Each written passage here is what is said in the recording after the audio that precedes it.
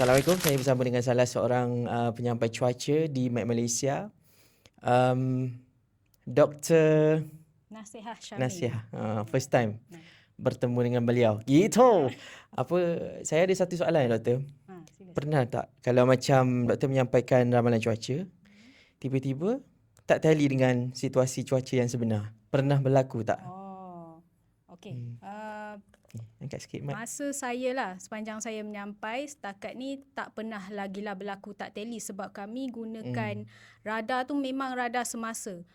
Kiranya tak ada lambat 10 minit ke, tak lambat sehari ke, memang waktu semasa. Jadi apa yang di capture dekat skrin TV anda tu ialah memang radar yang terkini lah. Jadi nak kata tak tally tu rasanya sangat-sangat jarang lah yang berlaku. Kecuali kita tak sedar ada masalah teknikal. Okay, alright.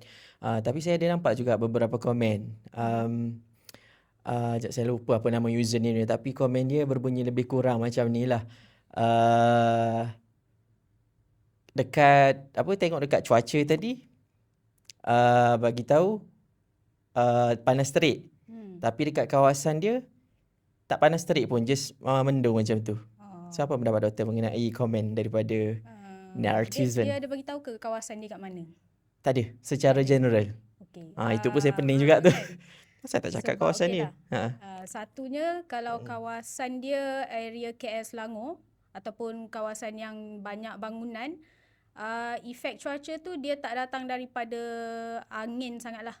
Efek daripada angin, tapi dia ada efek yang kita panggil local effect. Iaitu ada efek bangunan atau gunung, suhu, tekanan udara kat situ semua berbeza-beza. Dan keadaan angin kat situ pun macam boleh berubah-ubah macam serta-merta. Kadang-kadang kawasan yang kecil macam tu, model cuaca kita pun tak dapat nak capture keadaan cuaca di macam mana. Tapi contohnya kalau kat utara tu, macam Met Malaysia tengah keluarkan keadaan cuaca kering, memang kering dan panas betul. Kalau saya rasa dia KL Selangor lah kot. Sebab mendung sekarang ni kat KL Selangor je. Tapi tak hujan jugalah. Okay. So di sebalik sains kaji cuaca dia macam tu lah. Betul. Lebih kurang.